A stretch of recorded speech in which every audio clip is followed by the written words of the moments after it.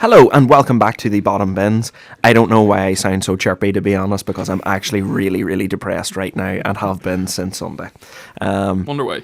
Yeah, well, I suppose we're going to get into that. Yeah. So listen, guys, we're just going to try a new format for this episode to the listeners at home. Don't be afraid to let us know in the comments. Text us on Instagram, text us on TikTok, whatever it is you want to get in contact with us. Tell us if you like this style of podcast or if you prefer our old podcast. We just want to try something a wee bit different today and see how it pans out, really. So I think best thing to do, lads, just going to throw it to Oren. Oren, you're going to introduce all the games for us. And then it's going to just be a bit of a round table debate. We're just going to chirp in and talk about certain things rather than have a presenter ask a question. It's to give all of us an equal voice here. Yes. So that's what we're going to run with. Absolutely. Well, first of all, I would like to say a big happy birthday to Owen McYordle. Our very own Owen McYordle turns 22 today. So happy birthday to Owen, and make sure in the comments and wherever you get in contact with the Bottom Bins to wish Owen a very happy birthday. Or if you want to call him anything else, work away. If you want to join me in calling him a knob, make sure and press the like button on this video. If you're in contact to call him a knob, press 3. Like, comment and subscribe if you think that Owen is a penis. Okay. No, in all seriousness, happy birthday, Owen. We hope you have a fantastic day. Thank you, lads. Thank you. Yeah, hopefully your opinions won't be as shit as they usually are. Okay. Insert obligatory Taylor Swift reference here. Okay, so look, we're all United fans apart from Owen. He's going to love this segment. We'll have to start with the biggest news in football this week, which was unfortunately against Manchester United. Liverpool absolutely destroyed us at Anfield, a 7-0 victory. Look, boys, let's just talk about it. We need to talk about it. Where do you even start? I know. Why is it the team that you give so much criticism to on this podcast, and I am the biggest culprit of it? I have called them all shite. And it always just comes back to bite you in the ass, like, doesn't it? Look, in all seriousness, on that day I was absolutely fuming, and I wanted to just go and hide for the week. And I was joking about with you guys. I was saying, I don't even want to do the Bottom Bins this week. I don't want to take, which is completely fair though, lad. I did not want to take the licks from Liverpool fans. Mate, the abuse I've got all week. Oh, it's mate, ridiculous. It's ridiculous. The amount of fucking text in my Instagram DMs, people just going deluded. It's well seen the chirp up now, though, isn't it? It's well seen the chirp up now. People call me deluded. Fair enough. I'll take it this week. Look, it was an absolutely brutal performance. It's the worst this team have played under Ten Hag, no doubt about it. A 2-0, I actually thought United could still get back into 100%. The game. And they squandered some serious chances. But look, I have to give credit where credit's due. Like, Liverpool were by far the better side on the day. Yeah. 7 shots on target, 7 goals. Like, that's clinical, that's completely clinical. That accuracy is just absolutely ridiculous. A player that I've given a lot of shit to this year, Darwin Núñez, of course, he just has to. Well, it was written in the stars for Darwizzy and Cody Gakpo to score against us, wasn't it? Like, it was always going to happen, like, wasn't it? And Gakpo, of course, the guy that was meant to be at United in January, is the guy that ends up scoring 2 against United. Yeah. Look, a few days upon reflection now, a few days have gone by. Yes, I felt like absolute shit on Sunday, but sitting here today, I actually feel all right, to be fair. Listen, we're still Carabao Cup winners. We just went on a really good run. Every time we've got a bad beating this year, we go on a run. Yeah. So I would expect us to do the exact same. It'll be the making of this team. Exactly. So I'm looking forward to Thursday night, get back out in the Europa League, and all credit to Liverpool. Fair play, guys. You did embarrass us, and I can say nothing more than that. Yeah, absolutely. Like, Anfield is always a tough place to go, and like we've said about it in the last few weeks in the podcast, that form completely goes out the window when United play Liverpool. And look, since Klopp's been there, United have only scored 1 goal at Anfield. It's ridiculous. So it was always going to be tough. Like, no, I haven't won either, Dorman. No. But look, if you had asked me, what are you laughing at, you dick? Just the way you said that there. What? No, haven't won either, Dorman. No. Suck my ass. Just got me off guard. I'm trying to be behaved. See the difference in this year and last year when we got beat like 5-0 to them. There's a bit of a difference because I think we're in a better place. I scored 7 this time, Dorman. That's the difference.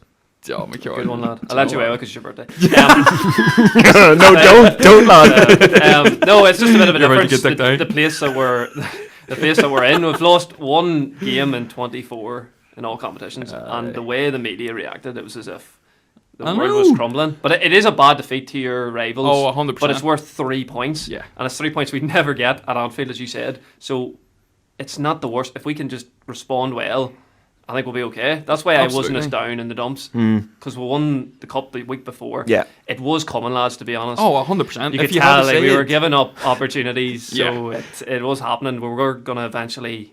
I didn't think we were going to get beat fucking 7-0. I know we were going to get beat eventually. Some of the goals we conceded as well were just... horrible. If I'd have came to you before we played Barcelona in the second leg and said, we're playing Barcelona, Carabao Cup, West Ham and Liverpool, if you were to lose one of them games, which one would you choose?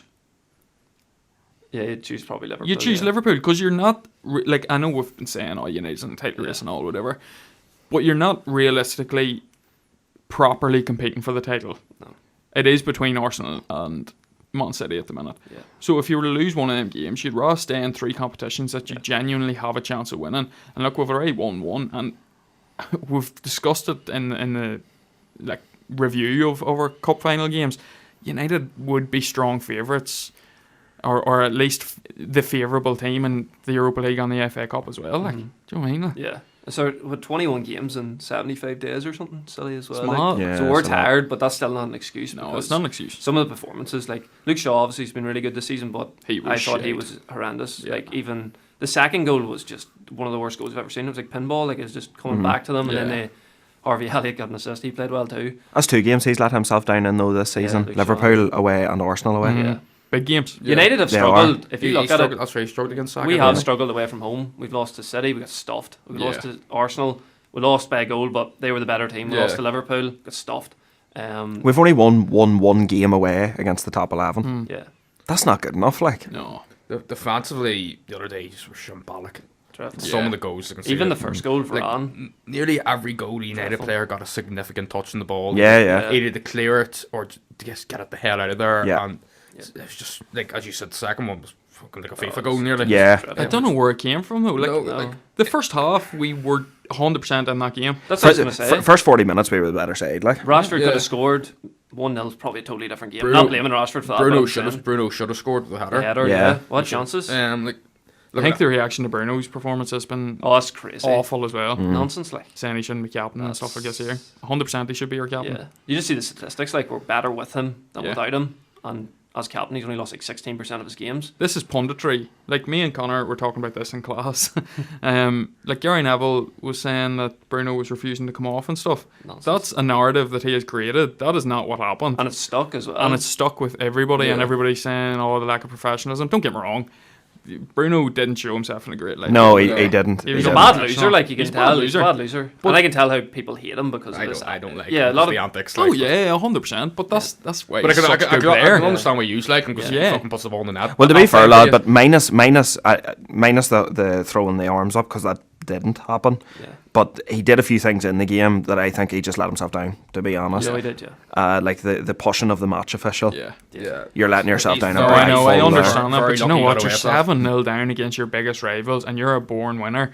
Mate, if anything like that happened to me, I'd be punching the match official. No, don't get me wrong. Listen, lad, I'm a bad loser. You know how much of a bad yeah. loser I am. I don't lose well, but Yeah. at the same time, like even the dive and stuff like that, lad. At times I do watch Bruno and I think to myself, like, just fucking wind your neck in. He Like, does himself no favours. Like No, I understand that. that was just stupid. Like, what was the scoreline when he done that? Was it 6-0? 7-0? It was 6-0 at that 6-0 stage, at I the think. time. Yeah. Like, even if you're successful in trying to get the man sent off, you're not going to score 7 goals in Exactly. the next Nah. 5 minutes. Exactly. It's Well, I don't know. Lad Alanga was still yet to come on. They like, brought on you Olinga, know. and I was getting I was a bit getting confident. excited, yeah. Fucking right, I was feeling confident. it's just stupid, and it's just play acting that. I'm not going to say creeping in the game, because it's not creeping in the game. It's been present in the game for years. It's just more prevalent now. And it's just kind of accepted these days, that type of thing. So, like, it's just let himself down. United in general were just, like, as you said, the first 45 minutes was a pretty even game. Like, Yeah. like, obviously I didn't watch it because I was trying to clean my bloody room, which takes about 5 hours. But Still not done. I I came in just for half time, so it was 1-0, and you were like, right, look, Gakpo scored, but it's been a pretty even game. I came in like fucking 5 minutes in the first half, it was 3-0 down. Every time I came back, fucking in, you conceded 2 more goals. Yeah. Like, obviously I watched Match of the Day and stuff, and some players just didn't really want to be there. Like Anthony, I thought was very lackluster, lazy. We could go through the whole team. Yeah, but he was picked out in Match of the Day, and it showed him just walking back, like a turnover and stuff, and standing miles offside, like me and fucking pro clubs. Like he's offering nothing to the team at that point.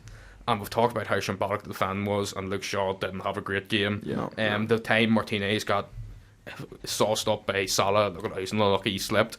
But Martinez shouldn't be the one who has to go. His woman texted him saying that she was home alone. That's why he was running away. But Martinez shouldn't be the one who has to defend one-on-one out wide with Mo Salah, because realistically Mo Salah's going to win that battle 9 out of 10. Luke Shaw tucks way inside and gives fucking Salah the freedom of the Anfield to take on Martinez, which Salah's going to win every time. Martinez actually did do the worst bit of the defending. He tried to stand him up, then he slipped. Looks like a dick. Exactly. It's 3-0, but like I don't blame him for that. I blame Luke Shaw for putting him in that position. So and De Gea shouldn't have beat it near post. That's the first thing you said to me after the goals. De Gea shouldn't be. I didn't think De Gea could do much. He probably should have done better that one. I think it was a great finish. Yeah, but as a world class goalkeeper, you should be doing better. Yeah. He could have done better that one. He should have done better with Firmino's one, but also that's 7-0. Doesn't really, who gives a fuck really at that stage? It takes you back down to what 5-0 if you discount those 2 goals. Like at that stage, the United players just don't want to be on the pitch. They just want to be gone. 100%. There's one thing I do want to talk about just before we move on, because obviously, look, we're United fans, so we're always going to talk about United more, and we should be giving Liverpool more credit, but it's just not going to happen. If you want that, you go to a different podcast, to tell you the truth. Yeah. But Wout Weghorst touched the Anfield sign before he went on to Anfield, and that is disgraceful. And I'll be the first to say that. Like, I love Wout Weghorst, and I love what he's done and what he's brought since he came to United. But if you're a Man United player, I don't care if you supported the club when you were a child or not, and he mightn't have. I don't even know if that is why he done it. But he touched the "This is Anfield" sign, and that's madness to me, because that's your arch rival, and you should be dying for your club when you go on to Anfield as a Man United player, and it's just it's not good enough. But like, do you think Weghorst really understands the significance of that? Yeah, really? Every player in the world knows the significance of that. Every single player in the world would want to be playing in Manchester United versus Liverpool. It's one of the biggest derbies there is. Did he do it for Burnley when he played for Burnley? No, he didn't. So why do it in a United shirt? Absolutely crazy. Honestly, Weghorst has given me plenty of reasons to fucking not like him, tell you the truth. I did say, like, we're missing a striker, like, more. Like, I'm not blaming him for the loss, but we need a goal scorer, like. I know, but not even on the pitch. Let's not talk about what he done on the pitch. This is off the pitch. Yeah. This is, when you talk about unprofessionalism in a Man United shirt, that's the height of it. That is the height of it. Like, I can see him even doing it kind of like to take over their traditions type thing, if that makes sense, to show that, like, I was speaking to Stevie. This is our house now, if that kind of makes sense. Weghorst trying to show up that, like, I don't give a shit if this is Anfield. I'm gonna obviously fucking get me at 7-0. Yeah. So then come. Well, then spit on it or something, lad. Don't touch it. Do you know what I mean? I was talking to Stevie about this. Like, rip it off the fucking wall. This is like an old kind of reference. It's kind of like, a lot of people won't get this, but like, I remember Mayo warmed up in front of the hill to try and show that this is our house. Maybe that was him trying to disrespect their traditions by showing, I'm going to do your traditions because I don't give a shit about you. This is going to be my house tonight. Didn't work out, obviously, but maybe that's why he done it. Whatever the reason was, he shouldn't have done it anyway. Like I was speaking to Stevie about it. Obviously, big fan of the pod and a big Liverpool fan. He's given me grief. And you, Connor, he's given us both a lot of grief. He's given us both quite a bit of grief since the result. But like, he was saying that Klopp doesn't even allow his players, apart from Henderson, who's the captain, to touch that sign unless they've won a trophy. Yep. And he says, other than that, they're not allowed to touch the sign. So for fucking Wout Weghorst, that's crazy. Who's here in the but you know what, lad? Wout Weghorst does have a trophy. I know he's got a trophy, but so, I don't care. He shouldn't be touching this is Anfield. No, agreed. Absolutely. But like, we don't like to credit Liverpool, but they did play a bit better, and a bit better. I played more than a bit better. No, I don't 7-0. No, I mean a bit better. What happens when they get a bit better than recently? A bit better than recently, because they have got a lot of stick on this podcast for being dreadful. Yeah. And but look, they're probably favourites. Salah was very good. Salah was very good too. They're coming. They're definitely favourites for top 4. That's a massive result for Liverpool. Yeah. Well, Jimmy Carragher thinks they're going to finish above United. Well, he's talking shit. No, He's talking that's crazy. That's just him trying to. He slated them for 2 months, and then suddenly they beat United, and they're the greatest team ever again. Yeah. Do you know what? Yeah, They'll no. get beat by Real Madrid midweek, and everybody was Wouldn't talking shock about me. how They shit they were again. play Bournemouth away next week, and Bournemouth are terrible, but it would not shock me if they don't win that game. You never know. You never know. So From hard to going, get back. going to the Bernabeu, especially if the away goal's really gone now. Look, it's a fucking massive ask. But say Liverpool will score first in that game. I don't 4 know. goals. They only need 3 to take it the extra time. Well, It's But are they going to still keep need it 4 clean? goals. They're going to keep it. to win. They're They're not going to keep it clean. penalties, They're like not going to keep a penalties. clean sheet in Madrid either. Like, I know they're no not, way. but it can help the whole thing fucking roll along. You know what I mean? It's This 7-0 is going to be massive for them in terms of momentum. This is going to be the point we look at Liverpool's season goes. Liverpool went from shite to getting back in the Champions League, possibly. Like that's how big this result could be for them. I'm not saying they will beat Real Madrid. I'll be fucking shocked if they do, but don't be surprised if they put in a good performance against Real Madrid. Yeah, no, definitely not. Agreed. Absolutely.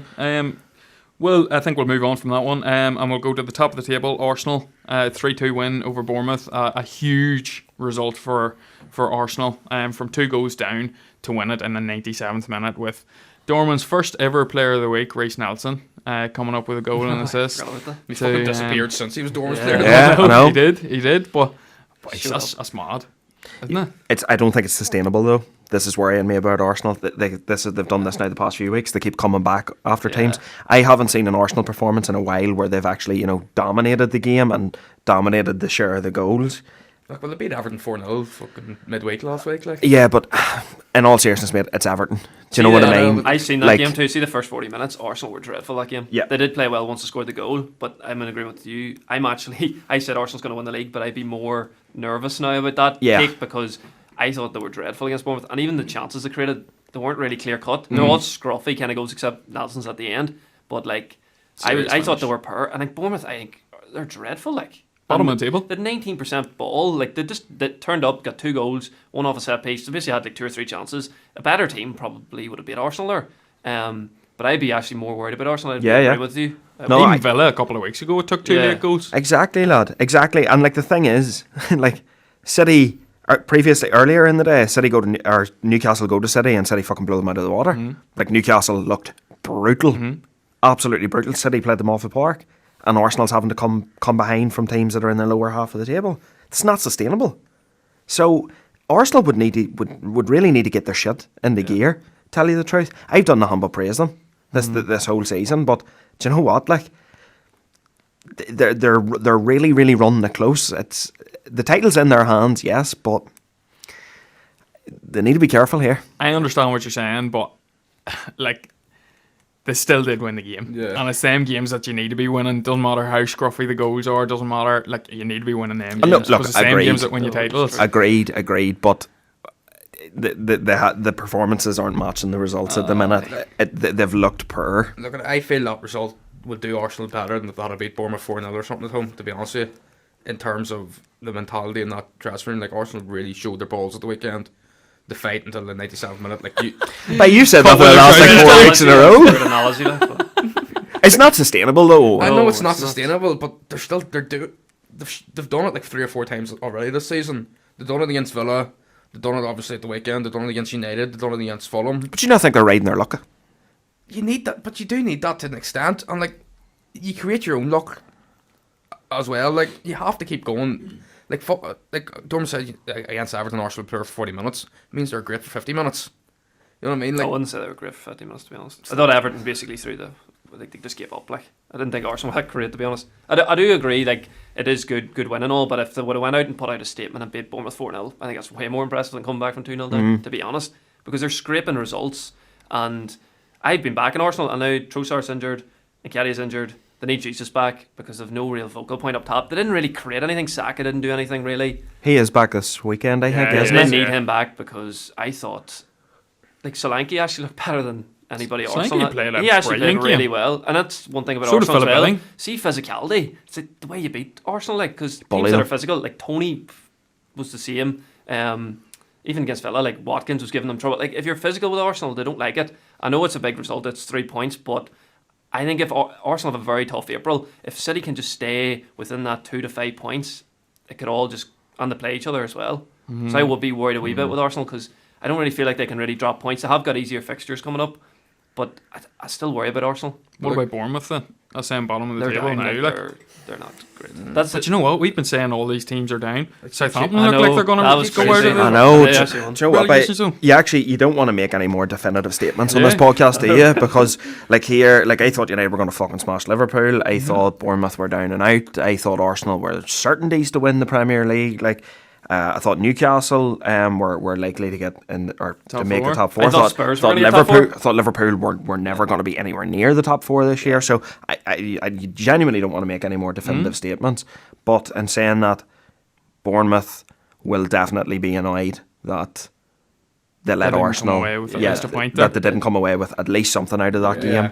Because I tell you, Bournemouth at times Bournemouth do play some nice football. You know, they can turn on teams very, very quickly. They have some talented footballers there. Solanke's a good player. Billing's a good player. Tavernier's a good player. These guys are all Anthony, good player. Anthony, yeah, these are decent players. Senesi, the defender, Neto, the goalkeeper. You don't play for Barcelona for nothing. Do you know what I mean? Yeah. You know, they do have some decent players, but they just can't seem to get the cohesion right. Yeah. I think if they had a better manager, they might be okay, but I just don't think Gary O'Neill is really up with it. They give up a lot of leads as well. Like, this is the third time this year they've given up a 2-goal lead and they've lost. Serious. Like, that's killer because That could have been nine that's nine points. or even like 7, like even 5 points. Yep. That's huge for keeping you up. But that's 9 points would bring them where to that I relegation know zone. that's the thing. And you're Well. I'm in agreement. Actually, saying these statements, they look silly. I said we were going to go down field and win. I said Spurs were going to get top four. They lost again. It's very hard. It's very But hard. you know to what? predict. Any in terms of table positions, any of them could change again. Yeah. Do you know what I mean? Look, it's hard for a club like Bournemouth simply because they're not a massive club to be successful in the Premier League. Like, the stadium only holds 11,000. Do you think the match day revenue they're missing out on? Yeah. Because they don't have a facility that holds 30 or 40,000. They're not just missing out ticket sales, they're missing out concessions. Yeah. The match day sales, people getting beer and pies or whatever at the game. All that, they're all missing out in that massive United revenue. They're all missing out in that massive revenue stream. And it is really hard for a team like Bournemouth to sustain Premier League football because they can't bring in the big name players. I don't think they could even have a 30,000 seater stadium. No, Owen, you know? I don't think they'd fill it. I don't think they would fill it either. Look, they're not a big club, but they're doing fantastic for the size of club they are. No, they're definitely overachieving. Like, They're, big time. they're punched above their weight, and fair fucks to them. And they've been punched above their weight now for the guts of a decade. Yeah. Like, they're always bouncing in and around the Premier League and top of the Championship. Like, it's not a bad position to be in. No, definitely not. It's just not a sustainable business model when they don't have that massive stream of revenue coming in, and they probably can't. It wouldn't make sense for them to build a bigger stadium because they probably wouldn't get the money back from it in terms of crowds coming into it. But you know what? They've been stupid too at times. Like, they paid 20 million for Jordan Ibe. They paid 20 million for Dominic Solanke. It's not like they haven't had money to spend. They've And just now not spent it wisely. They've new owners now as well who have Michael B. Jordan. Michael B. Jordan. Obviously, you know, when Creed is the owner of your football club, you're going to have money lying about. Absolutely. But in all seriousness, I think a player we should give a lot of credit Thomas to. Creed. I think a player we should give a lot of credit to is Reece Nelson.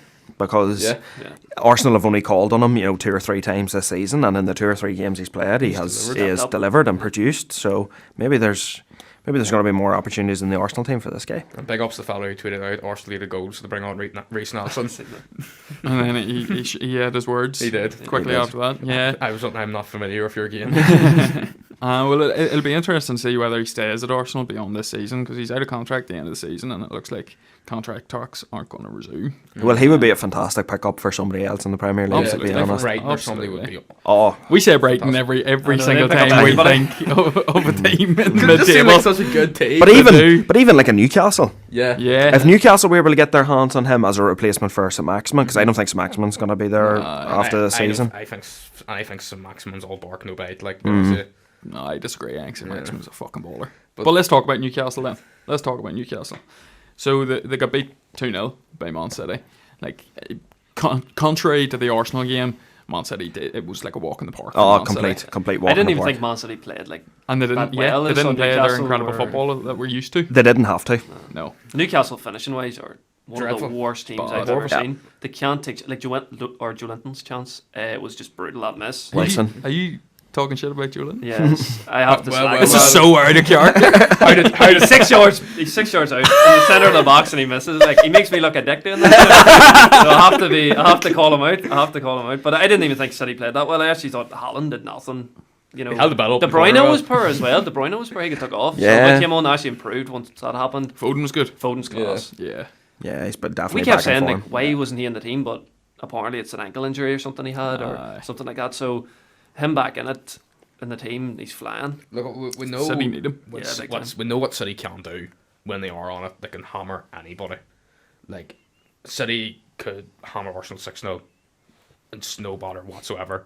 They could hammer Bournemouth 12-0 if they really wanted to. Yeah. It's just they haven't done it enough this season. Yeah, that's what they're true. capable of. That's true. Like you think back to games against the likes of the Force game where they just didn't put the ball in the net and it came back to bite them in the ass. Look, every week we talk about City here and we're like, okay, either now they're back to shit or okay, this is the week they've turned the corner. We're going to see City go on one of these 12-win games or whatever. Yeah. It's hard to know what you're getting with City at the minute. But they just have so much talent, as you said. De Bruyne wasn't great, so they brought him on. Who they bring? Oh, Bernardo Silva, he's fucking class. Yeah. Scored a good goal. Like it was He scored class. it was a great finish. Bernardo Silva, like Haaland's a bit off form. Or Julian Alvarez, World Cup winner, just chilling on the bench, no bother. Foden goes out of the team. Jack Grealish, you know, he's a bit of a rat. He's still a fucking good footballer. Like Mahrez. A few personal grievances there. one or two.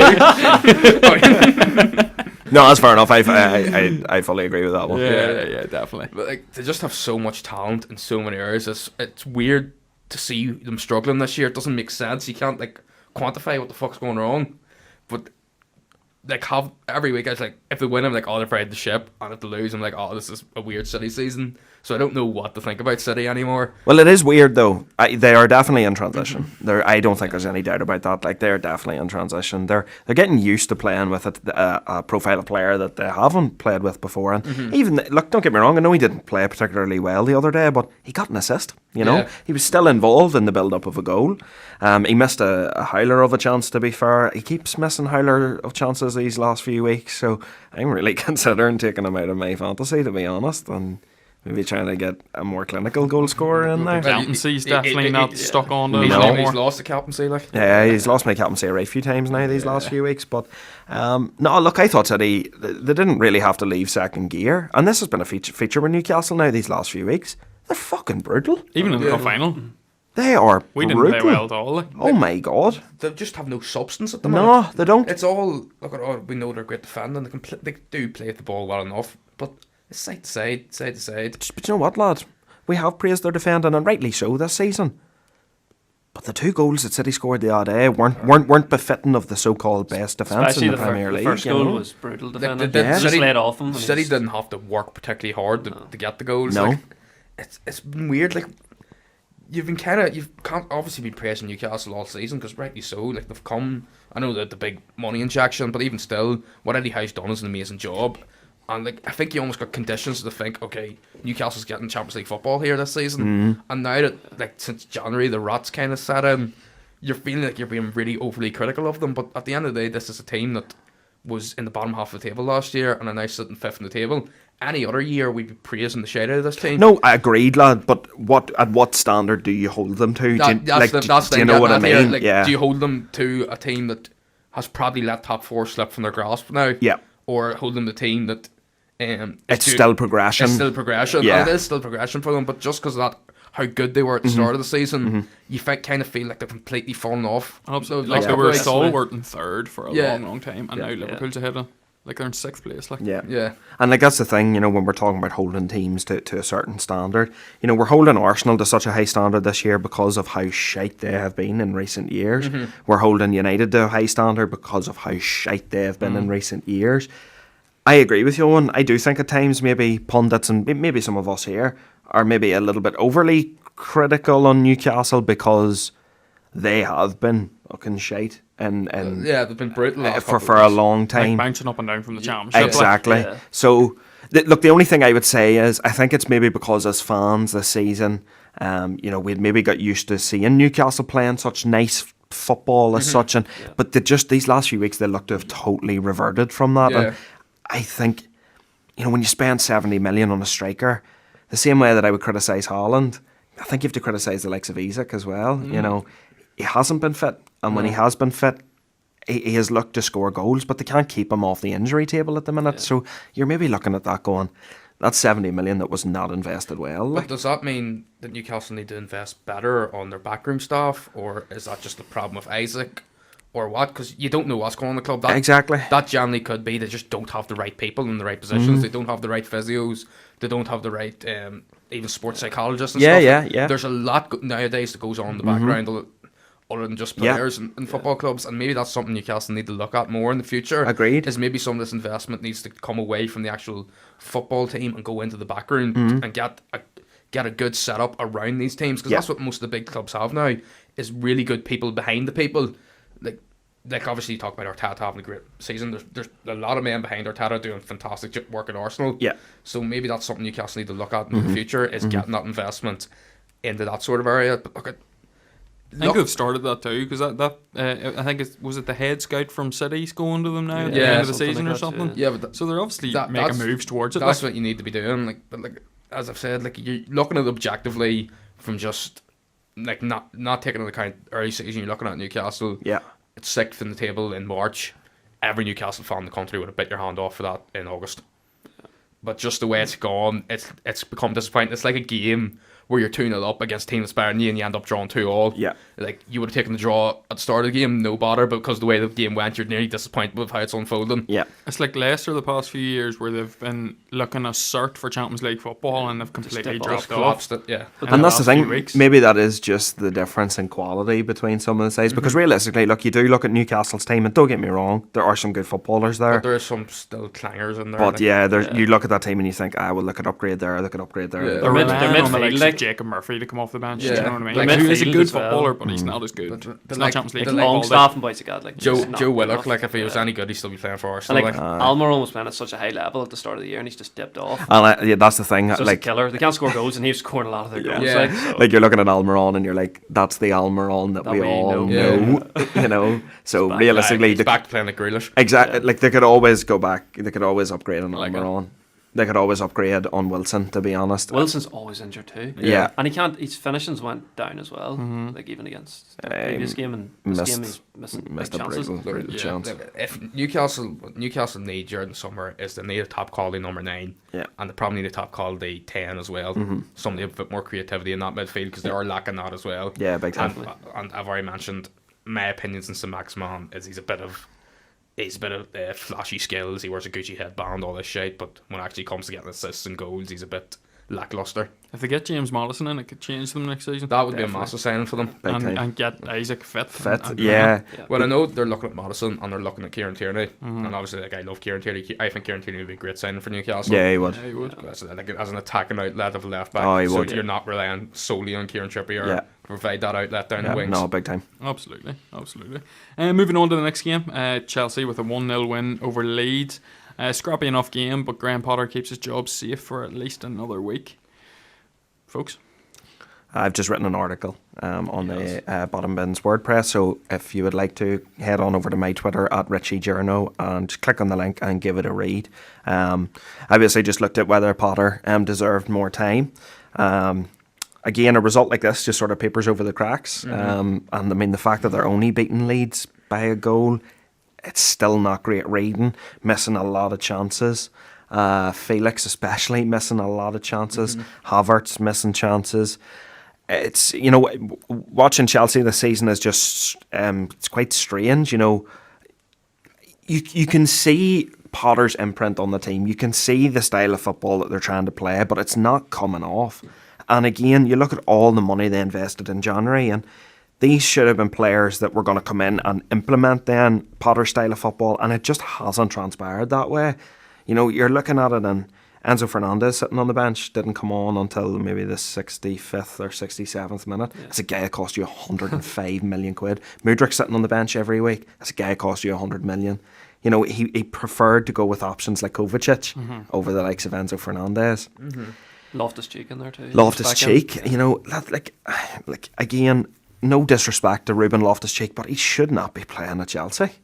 Not anymore, no. He's just not that calibre of player, to be honest. And when he was a youngster, I could have understood him breaking into the team and getting games, but then he just completely fell off. But not at 27 years of age, you know what I mean? Yeah. Not when you have 105 million or 100 whatever million it was World Cup winning young player of the tournament sitting on the bench behind them. Like, do you think they rested him though because of the Champions League? They could have, Yeah. and I could understand it if they were resting him. But at the same time, you know, you spent 105 million on the lad. Like, you know, No. if anybody has a right to play every week, it should probably be that guy. You but know, also they need results at the minute, so I don't even know if they can afford to be rested. But I know they got the result. Look, we know Leeds aren't great, even though they have some good players. We've talked about it before, but like as you said, Chelsea should be blowing Leeds out of the water. Yeah, big time. Even with resting these guys, like the players they had, they missed some good chances. Havertz was on one. Like, Merlier made a good save in fairness to him. Well, he could have squared it to Felix, and he didn't. And then Felix hit the crossbar and stuff. So like, look at there's maybe a couple more goals coming, but Took Wesley Fofana to score the winner. Like, yeah, with all that attacking talent there is. Like. That's our first goal since February 14th or something like that. Since like 3 weeks, like they just can't score goals. Obviously, it saves Potter for another week, but as Richie's alluded to, it really is paper over the cracks. Yeah, it's inevitable, and it's fucking thin paper like, they're using. Like Leeds. They're fucking throwing. It's like tracing paper they're throwing over there. Like can't even get the good old fucking A4 sheets out. But like Leeds are brutal as well. Like I seen some stat they've played 13 away games this year in the Premier League and they have 6 points. Like they're brutal. Like it's not even that. It's not an impressive win. And Leeds actually at the end they kind of put the pressure on and could have maybe got a draw. The goalkeeper missed a header at the end. But with Chelsea, like they keep missing chances. They don't really create that much. And this is only their second win in 12 games. Like that's shocking for a team that spent over 300 million. Aye, like that is 332 million in January or something. And we keep they've scored saying like 600 million from they've spent from the summer transfer window about 600 million. And we said every week, how does Havertz keep starting? He just misses chances consistently, and he just doesn't do anything for the team. Like at least Mount's kind of got dropped now. Yeah, because he's been. Well, funny. When I was doing my research for the article there, I was saying this to Warren. I did a direct comparison between Chelsea now and Brighton at this stage last season. Yeah. So Chelsea under Potter. This was as of like February 21st. Yeah. I think my cut-off I left it was February the 21st. Because actually Brighton went on an upward trend then after that 21st, so I wanted to get the juiciest stats I possibly could.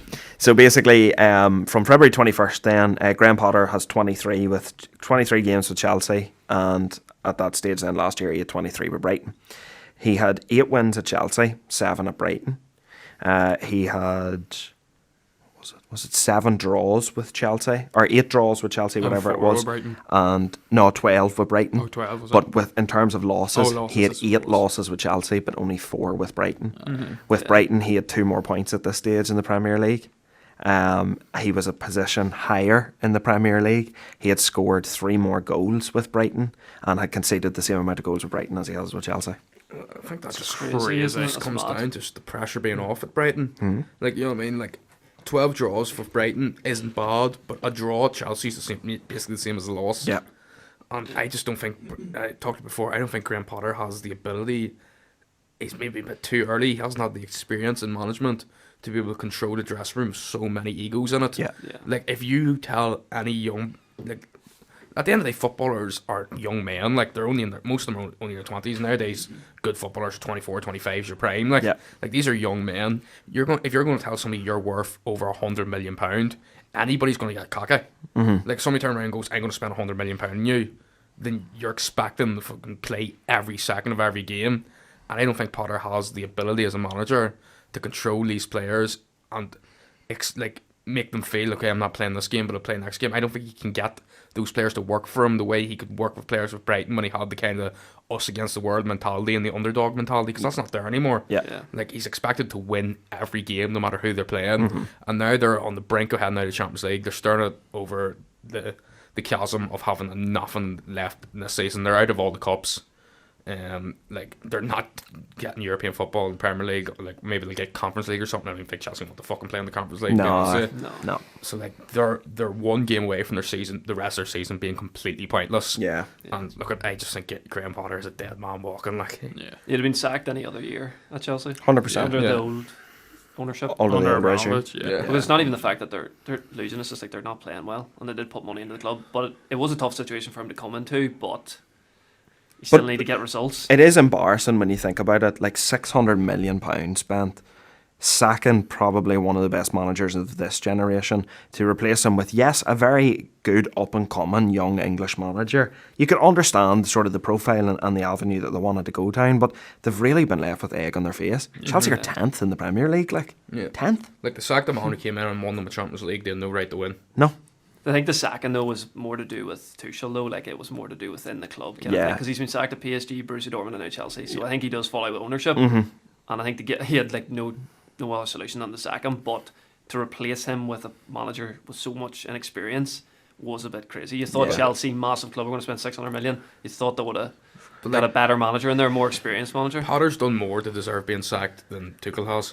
Yeah, agreed. No, that's true. He's done worse. Yeah. Agreed. Yeah. Moving on.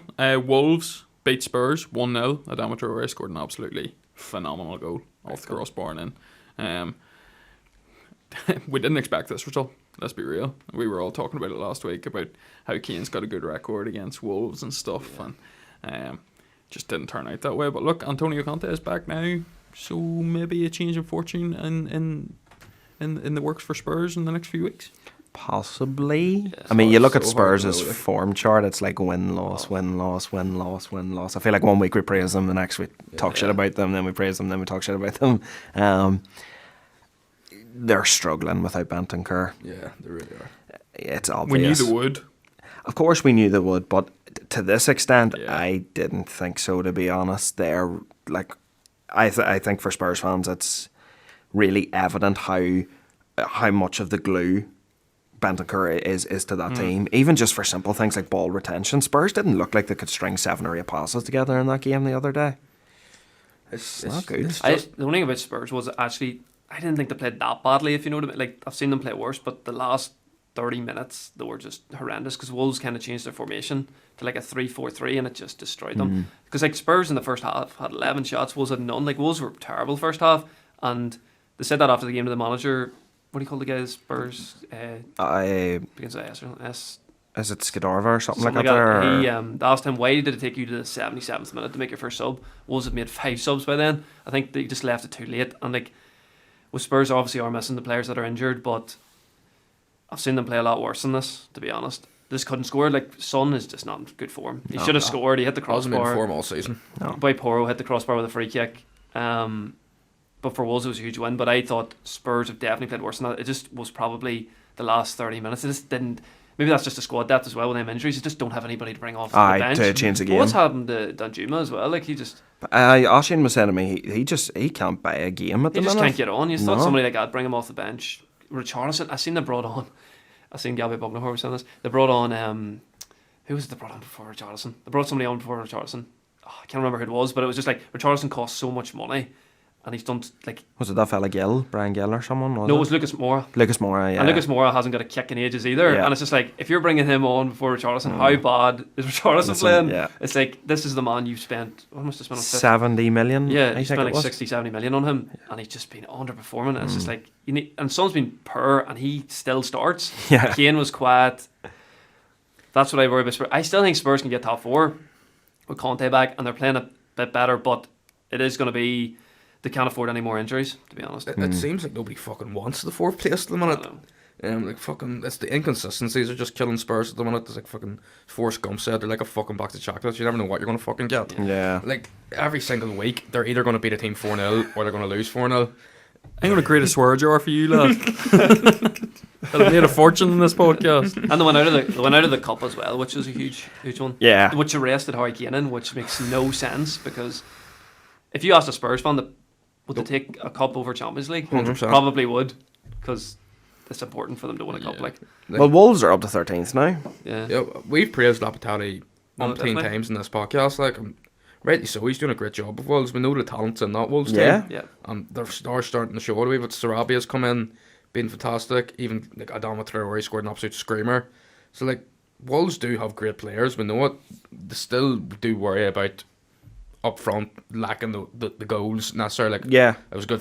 It was a good goal from Traore. Like, but it's not sustainable. They're not creating great chances. Do you know what though? Jimenez was unreal the other Yeah, day. that's what I've seen that. He He was played very, brilliant. very well. Yeah. They made like 5 subs and he completely changed the game. Jimenez is not a bad footballer. Like, it's not as if he had this head injury and he's just been shit. Like, he plays well. It's It's just just doesn't score. It's like he's lost that He's a shadow of that himself, though. yard, Yeah. if you Yeah, know what I he is. mean. Like when he's in front of goal, it's just like it's almost just like he shits himself or, Yeah. or he panics, and Like, he was yeah. never that player. Like He was so good before that injury, though.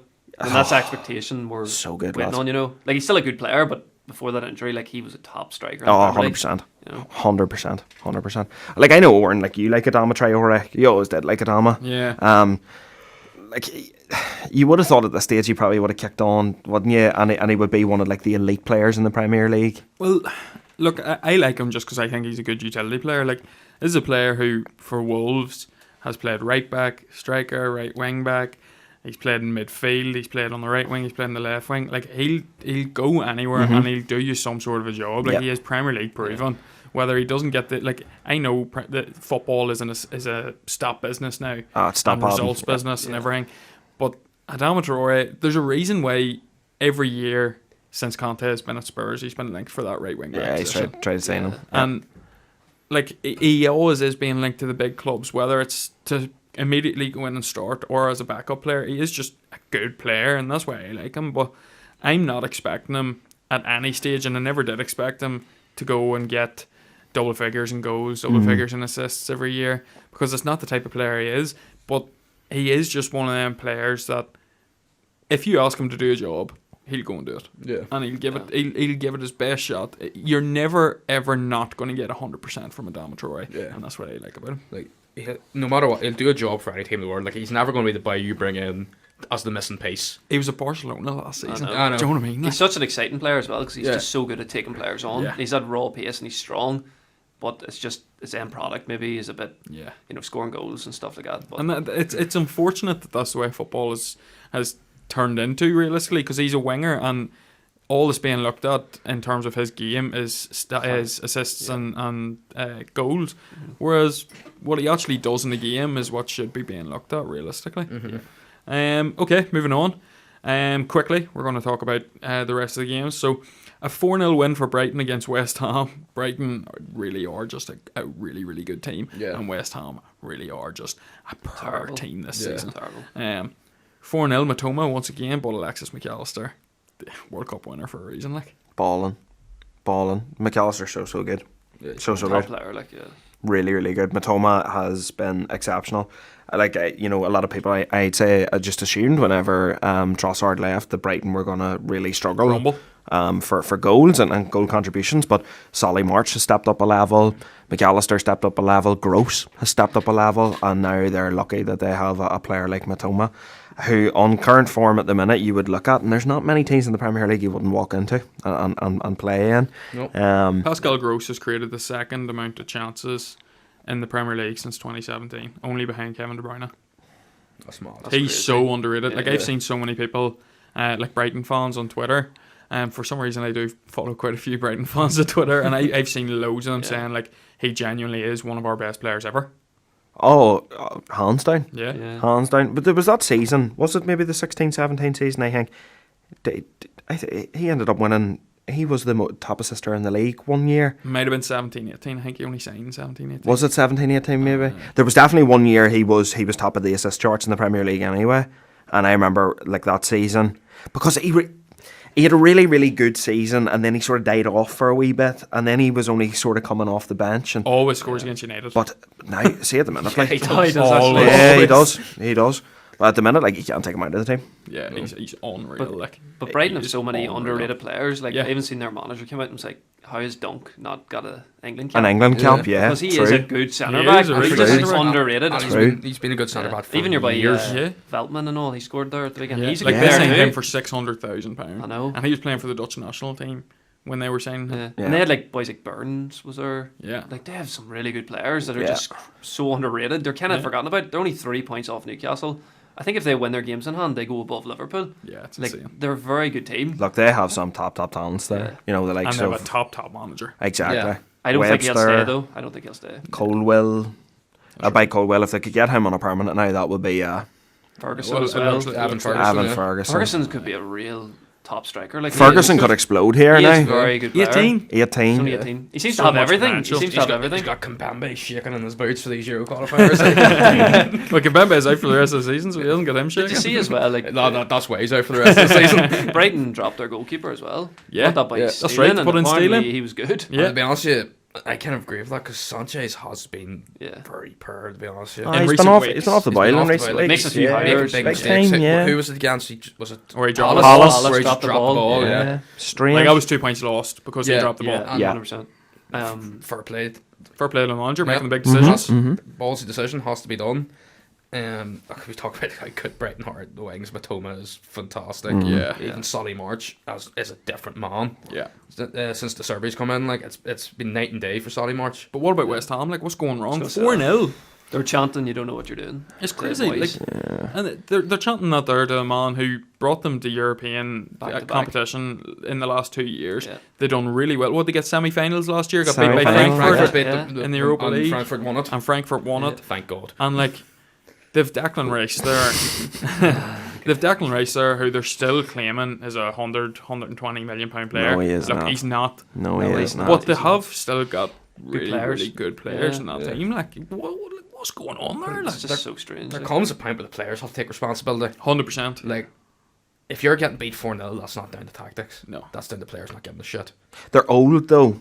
It's one thing Yeah. I never actually thought about. They're an old side. Fabianski's old. Agbana is old. They're Fabianski's like 36. yeah, man. Agbana's like 34. It's crazy. Yeah. He's been about a long while. Like, Emerson's like 29. What did you say? Cresswell is like Souček? 33, 34. Sochek's like 29. He's as well. completely. Yeah. He's gone went as off the well. boil. He's Do you not know something though? See from that first season, Souček had. I actually never realised this when I was just researching West Ham the other day because I was thinking about writing an article on them. So West Ham fans loved him in that first season, but you see, ever since that first season, West Ham fans have been asking for him to be dropped. Like this isn't just one season of Souček being bad. So obviously he's been at West Ham 3 years. His first season was excellent, He was but unbelievable. apparently for the last 2 years, like Souček has been absolutely terrible. Well, like. I was at the United and West Ham game last year at Old Trafford. Me and my brother went, and my brother will tell you this as well. See, whenever West Ham were warming up, and they were warming up like right in front of where we would have sat when we were at Old Trafford Yeah, last year, yeah. Richie. Whenever Souček was like taking a shot, they booed him. Jesus. He does seem to get a lot of headlines because he's such an aerial threat. He used to get the goals in the first Yeah, season. yeah. But I that's think in went his away. first season he was West Ham's top scorer. Yeah, that's went away I could now. be wrong, but I think he was. He's very slow in midfield as well. In that first season, he was poor. far better than Declan Rice. Beside him. In that first season, I think he was. Rice is I depth don't too. know, I think lad. you said that at the start too. You were like kind of like I think Rice Ri- is depth like I this think- season. Like he been has. poor. It's because it's like nobody really says anything about it though. It's just like maybe because he's English. English. Yeah, or look, stuff I think Rice is the prime example of that English bias. You know, you always see those memes on Twitter, and it's like, Diego Ricini, he's only worth 30 million. You know, Yeah. you know what I mean? Oh, But look, he came out after the game calling out the fucking so-called experts. Weren't they on the pitch? So-called experts are fucking Roy Keane. He's been on the pitch. He's done everything Probably on the the pitch. greatest who Premier League played- midfielder ever. Who played the same position you Yeah. did, or something. So I know football's different now, but played a similar position you did. I didn't think Roy Keane said anything wrong, by the way. No. Declan Rice, like if he is supposed to be West Ham's fucking main man, yeah, he should be getting more goals. He should be getting more assists. If he's worth 120 million pounds. Exactly. I know. You're not paying 120 Like- million for somebody who's a passenger in Like, midfield. what age is Declan Rice now? 24, 23, 24. He's still young. He's still young, He's like, really but, young. Yeah. but he's getting in that age where you're not paying for the youth anymore. No. You know what I mean? Like, there's people paying crazy money for 18-year-olds because they have that youth. Declan Rice doesn't have that youth anymore, so the upside is starting to go down a wee bit. So he's not a 120 million pound player. Hey, watch anymore. yourself, lad. You're only a year younger than him there. I'm the same age as him. know. What are you fucking trying to say about me, So lad? am I, You trying to so say I'm am not I. young? No. So I'm trying to say you're not worth 120 million, man. Oh my god. He's getting crossed up on the court some more. That's a cheeky one there. The Right? birthday beating is becoming early, by. That's a cheeky one. Do you know what, lad? I think it was because he was playing in the other goals last night, so he didn't have the solidity of me sitting in front of him to just have it. That's right. I bet. That's right. You wouldn't say I'm not worth 120 million after what you seen yesterday. I'll say 50 million. Like, 50 million. 50 mil. if you're English, you'll go up to 70. Like. Fair enough. Do you know what? Which, no, he's still telling me I'm not worth more than Harry Maguire. Yeah. Joe Otto one. That's people can fall out in this podcast. You know who your mates are? You know who your mates are. Yep. Okay, we have 3 more games to talk about. Let's just quickly talk about Southampton and Leicester because it was a meaningful game for both of them teams. A huge 3 points for Southampton. As we've said, we keep saying that they're already down. Yeah. Realistically, they're not. Do you know what I mean? Like, they're not even on the bottom of the table anymore. No. That's a big win. Massive win. But the goal scorer, as we joked about earlier, Owen, shouldn't have been on the pitch. No, we shouldn't have. The tackle was absolutely brutal. And look, I can only say this as somebody, as a striker, right? If somebody tackled me like that, I'd want to see them walk. Brutal challenge. And then, yeah, the karma or whatever they want to call it, then that's the guy that goes up the pitch and scores the goal. And it's a very important goal because it's a goal that's, you know, looking to lift Southampton out of relegation places, and it's a goal that's maybe sinking Brendan Rodgers ever deeper into the abyss here at the minute. So it's crazy. They're only like 2 points outside the relegation zone. Like, that's their first one at home since August. But Leicester missed so many chances. Like, Iheanacho, even at the end, hit the crossbar. Like, Leicester be kicking themselves because Southampton are not good. But that's a big win because they're 2 points outside the relegation zone, and you just never know. Any team we seem to write off just wins the next week. It comes down to a bit of or form. loses. So to the fans at home, you may hope that we're calling your team shade. Chelsea about to go on the modest run ever. Look, at fair play to Southampton, they showed a lot of character, especially after missing the penalty as well. Like, the keeper saved it. I don't like saying missing because it doesn't give the keeper any credit. It was a good save. It was a good save because it was a good penalty. Yeah, it was. But like, usually you could see a team crumble out. That team who hasn't been scoring goals, haven't been creating chances. Especially when the main outlet has been James Ward-Prowse. It was James Ward-Prowse missed the penalty. Yeah, Ward make a good save. That could have brought them down, but fair play to them for sticking it out, getting the win. Yeah, getting a massive win, and it's such a relief to be able to look down and see somebody below you. Yeah, 100%. Like, I know you're only talking about 2 points of a difference, and like, it's so tight down there at the minute. But it's just it just lifts such a big weight off your shoulder to not be at the foot of the table. That you do have that wee small buffer that, okay, there's 2 teams we're after now, not instead of 3 teams. Well, that's it. You know, you can go into training at least that week smiling a wee bit. Yeah. You know, not having so much doom and gloom surrounding you. Especially after getting beat by Leeds. Exactly. But look, the thing is, they can't just have a win like this and consider it a flash in the pan. They need to try and put a bit of a run together here. Yeah, big time. Definitely. Another big game, 2-2 it ended. It was Nottingham Forest and Everton. Brennan Johnson with 2 goals. It looks like he's finally the Brennan Johnson that we seen in the Championship last year.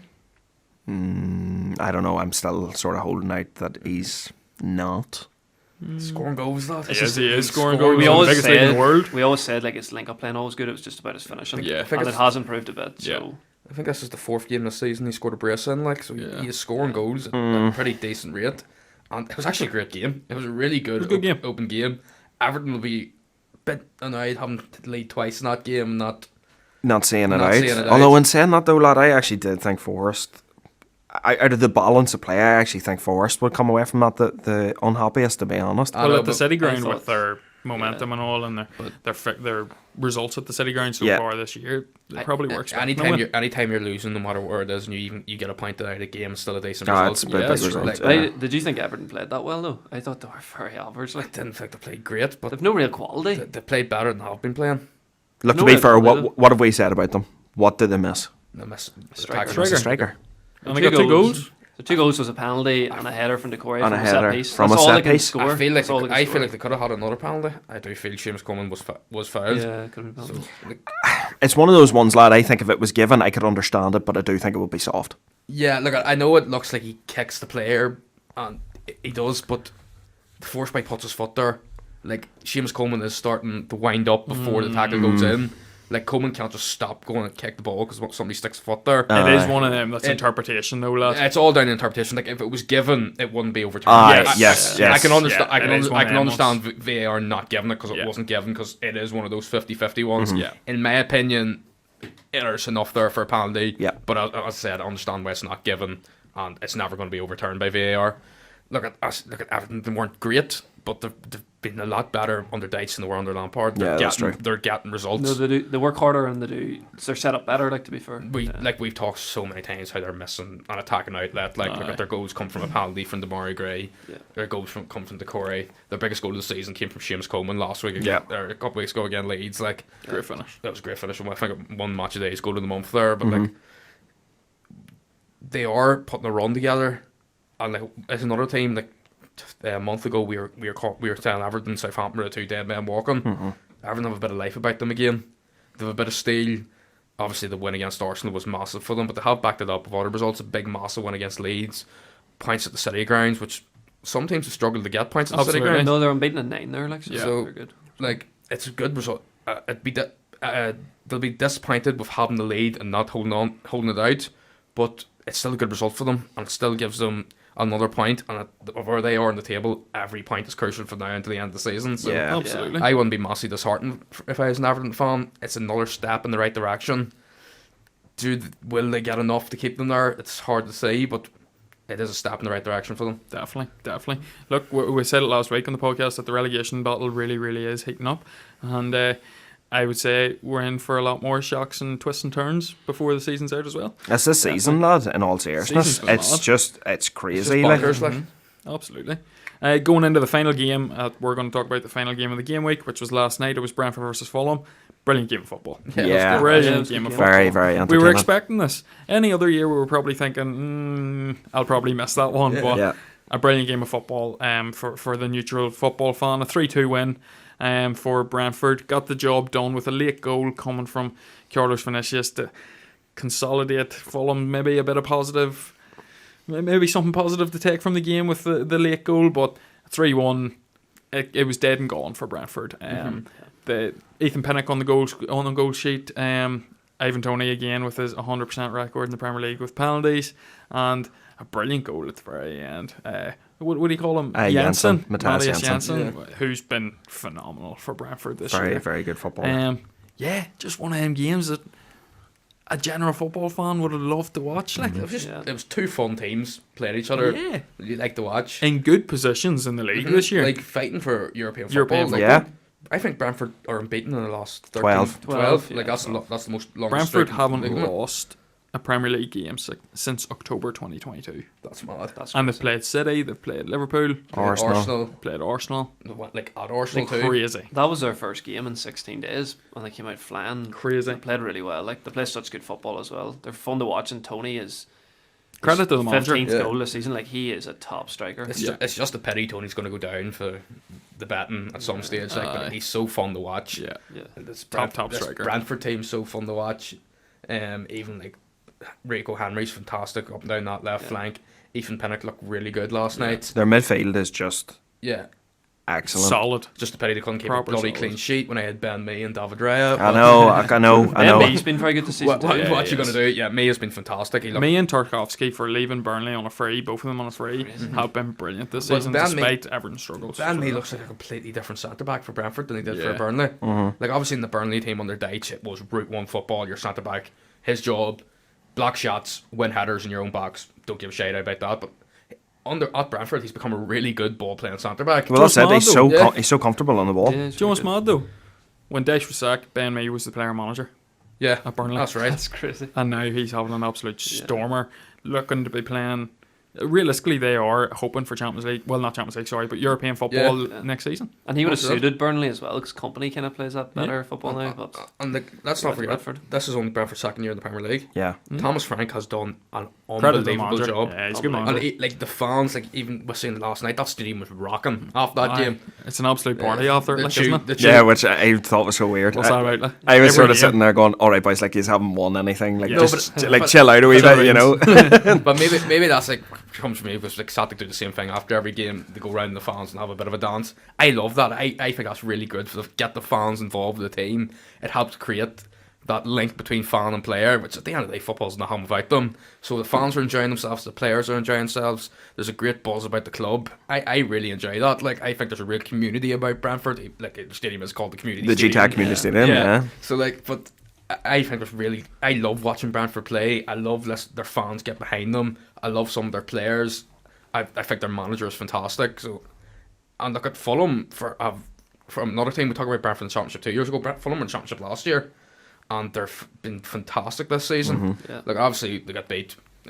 Shit happens like in a London derby, but they're still a good team to watch. They still have some fantastic players. Look, of course Like, they are. Okay, Mitrovic has fallen off the boil a wee bit recently, but this season he has proven that he is a Premier League striker, which was always the question over him. And like the likes of Joe Plenia has been fantastic. He was a big miss. He was suspended last night. He was Yeah. a big miss.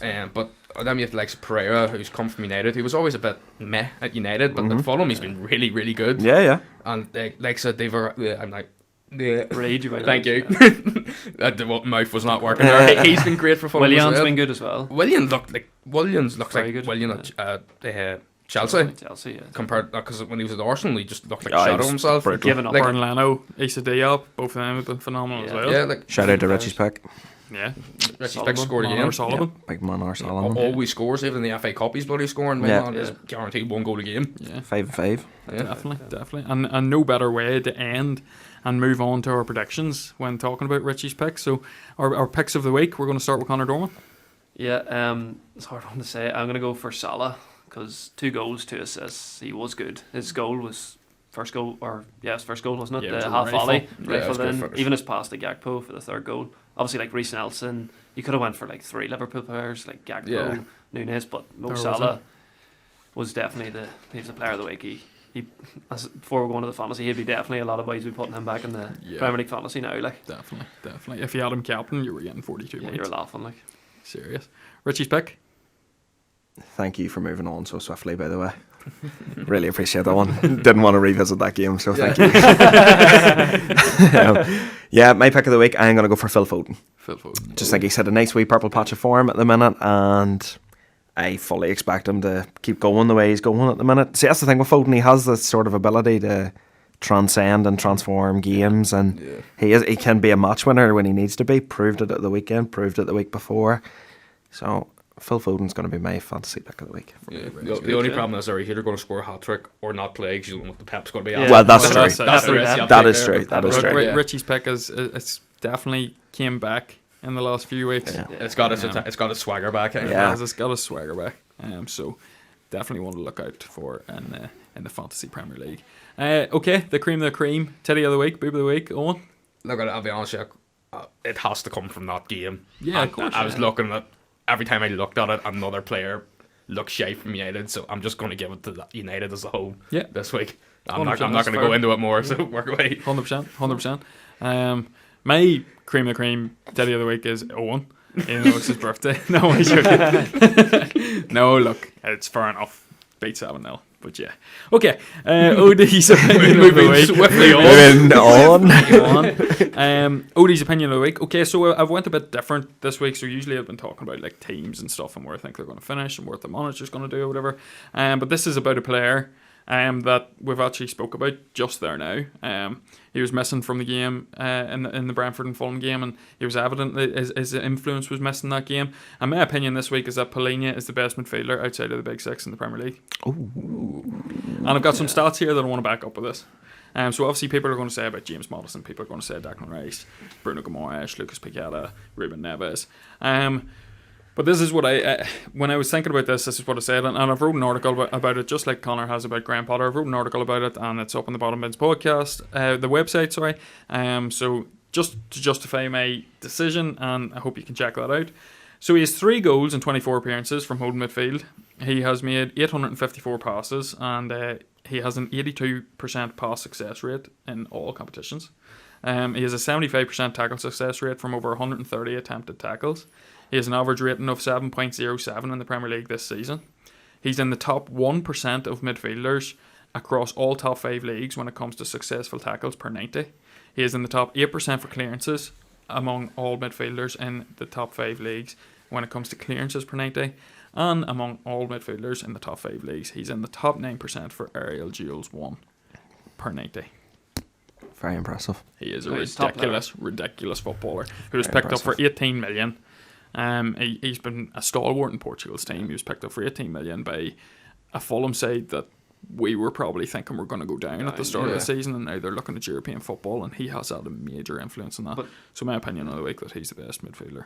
No, I'd agree with that because especially last night you could see he was a big miss, and like that's the first time Fulham's conceded more than one goal since November, and he was missing that game. It's no coincidence. Like he is massive for Fulham, and then generally such a top player. Like I don't know how he's cost so little money. It's a bargain. Look, I mean, McArdle thought he was going to be the young player of the year at the World Cup. Like him, 27. Like what? He thought he was going. No, he's so good. Like, somebody has to set the record for the oldest young player in the tournament. Why not Paulinho? But he's in his prime. Do you know what I mean? This is a player in his prime, and in that position, he's still got at least 6 or 7 years playing in that position at the top level. Yeah. Like it would really, really surprise me if he's at Fulham beyond this season. No, I think he will be. Do you think so? I think he will be, yeah. If they get European football, yes. Yeah. No, I do. I think he will be. But if they don't, I think a big club's coming in for him. I am going to have to disagree with you, though. Yeah. I don't think it's Paulinho. For me, it's Maddison. Yeah. Don't get me wrong. I think it is a bit of a mismatch in the sense that Paulinho is a holding midfielder, so he's not going to get the same sort of glory. But I just think Maddison offers more to his side than Paulinho offers to his. I understand, yes, there's a big disparity in the positions in the table, don't get me wrong, but like, look what Maddison's been doing in the Premier League from he's went to Leicester. To me personally, Maddison's the best midfielder outside the top six. To me, Maddison's the player that should be playing in the top six that for some reason nobody has picked up. For me, the obvious choice is Maddison. I've seen some stat as well. I was like, without Maddison, Leicester in their 6 games have 1 point. Yeah. Like he is vital for them too. I understand that, but just as you said, they're both vital, and they're both different positions, so it's hard to determine which one's more vital. I think Maddison has been nice apart from this season, though, to tell you the truth, because he's had Wilfred Ndidi, who was renowned as one of the best holding midfielders in the world whenever Leicester were at the peak of the powers. Yeah. So I think Maddison has been nice in that sense, and that's my only real disagreement in my case, sorry, about James Maddison, because look, he's a phenomenal footballer, and I do think he would walk into most sides in the Premier League. I think he would walk into most sides in the top 5 leagues, to tell you the truth. I think he's that good. But just in terms of Fulham came up from the Championship. Yeah. Like, I know we've been talking about like Newcastle, they're always struggling with relegation and stuff, and now they're looking at European places. This is a team that really, really, really were not expected to be in the top half of the table, let alone competing for European places. And their defensive stability this season with Paulinho on the field has been absolutely incredible. His influence, even getting 3 goals, like I know that's not a whole pile, but getting 3 goals for a team like that there, it's a lot for a DM. It's not his job. Like no, it's not his job. It's a lot for a DM. Like one of the goals he scored was like fucking 40 yards. Yeah. Where he absolutely whopped it into the top corner. And it shows his build-up play as well. Like he has no assists, fair enough, but his build-up play with 83% pass rate.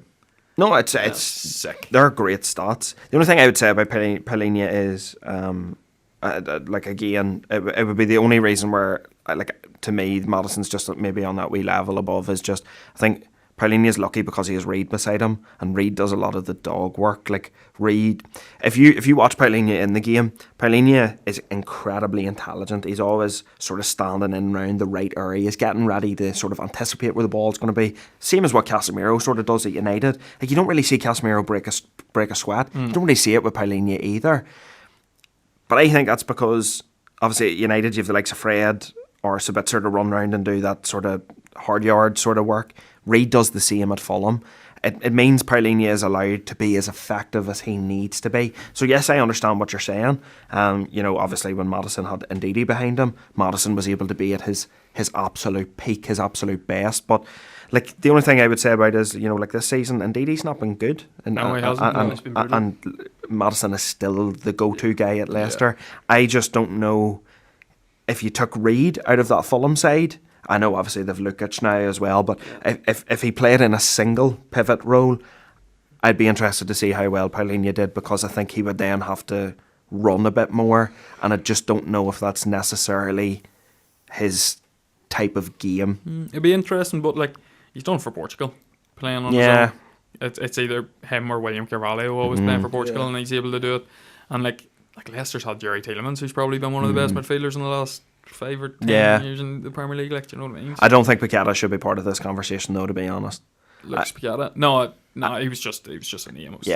I think, to be honest, Paqueta, has been an incredible disappointment. Yeah, Yeah. very disappointing. Definitely. Incredible disappointment. That I don't know why more people don't talk about that as one of the flops of the one of the flop transfers of the season, to be honest, because it's pathetic. Well, he was just a name who was thrown in. He wasn't a I serious think the candidate. comparable player between the two is Bruno Guimaraes. Like, similar positions. Yeah.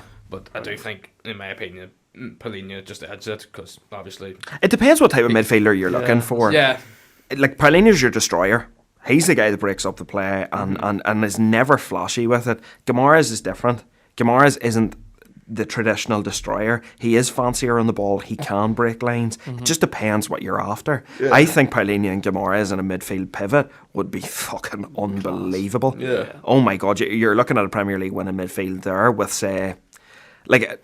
Madison in front. Put it like this. See if you took every team outside the top, outside the top 6 and made a best 11, could they challenge for the Premier League? Yeah. Yeah. So who's Premier best? League's best in the world. Who's best goalkeeper? Raya. Outside of the top 6. Outside the top 6. Lano's been good this Lano. year. You go right. But I would say You'd say Raya. Younger as Team, well, I'd say Raya. Yeah. Best right or back. Nick Pope. Or Pope. Yeah, Nick Pope Nick actually. Pope, Right. Okay. So say you go Pope, right back. Trippier. 2 centre backs. Botman has to be one of them. Yeah. And like again, there you're maybe looking at a Lewis Dunk or someone like Ben that. Mee. A Ben Mee. Even a Diop, Konza, you're a Fulham. Diop, somebody like that there. Like Chelsea technically come into this conversation too, you know. No, but we're saying the big 6. I did Traditional say big six, 6. So say you've got Botman and you've got say Ben Mee. say Ben Mee. Yeah. Or Dunk or whoever it is you want. Left back. Stupinian. I would go with Stupinian. Yeah. Then you've got Paulinho and Bruno. Yeah. Madison in sitting front. in front of them. Like again, there's a shout for Neves to come into that midfield as well. On the right wing, Alexis McAllister coming. Alexis McAllister could come in there too. Tony up front. You've got Ivan Toney up front on the right. Solly March maybe. At the minute, yeah, you could look at Solly March. You could say Almiron maybe for the way he's played this year. And then on the left, you know, you're looking at the likes of a Matoma or someone like that there. Like, is that side good enough to challenge for the Premier League? I think that side's good enough to qualify for the Champions League, to be honest. so Definitely. You know, On that team. it just goes to show you the quality around the Premier League at the minute. Like, that's why teams are able to turn teams over now. Like, Best league in the world. you're not shocked when somebody, like, you're not shocked when, you know, like a Brentford beat, say, a Spurs or a United. You know, you're not shocked. Because you look at the quality on the pitch. Yep. These guys are all proper teams with proper managers, and yeah. Shows. Okay, moving on to predictions. We didn't do our predictions last week. Glad we didn't. Same. We've got no guest player this week. It'll come back next week. So our predictions. So the first game on Saturday is Bournemouth at home to Liverpool. We're going to start with you, Owen. Birthday boy. Liverpool. Dorman. I'm going to go draw. And Richie. Liverpool. I'm going to go Liverpool as well. Everton at home to Brentford, Owen. Everton's at home. Yeah. Draw. Goodison Craig gets a draw. Okay, Dorman. Brentford. And Richie. I think Everton are going to be the first team to upset Brentford on this winning run. Everton. I'm going to go draw as well. Leeds at home to Brighton. Yeah, Brighton. Draw. Draw. Brighton. Yeah, I'm going to go Brighton too. Leicester at home to Chelsea. 6-pointer. Draw. Leicester. Draw. Leicester. Tottenham at home to Nottingham Forest. Antonio Conte's back. Oh. Tottenham. Yeah, Tottenham. Yeah, Spurs. Full house there for Spurs. Crystal Palace versus Man City. A bogey team for Man City recently, and it's Crystal Palace at home. Yeah, I'm going to go draw because they are a bogey team for the moment. Nah, I'm going to go City. Stick with City, yeah. City. I'm going to go Palace win. Fulham at home to Arsenal. Got to stick with Arsenal. Yeah, Arsenal. Draw. Fulham. Man United against Southampton. Yeah, even they can't do use that there. United's going to bounce back. No, United, yeah. Yeah, United. Yeah, United have to win that one. West Ham against Aston Villa in the second and last game of game week. Where is it? At the London Stadium. Draw. Villa's playing better. I'm going to go Villa. I'm going to say Villa too. I'm also going to go Villa. And the last game is Newcastle versus Wolves, Owen. Ooh. That's in James's Park. I'm going to go Wolves. It's a big call. Go Newcastle because they're at home. Draw. I'm going to go draw too. Okay, that wraps up our predictions. Richie, if you want to see us out. Yeah, once again, thank you so much for all the support. Thank you for listening.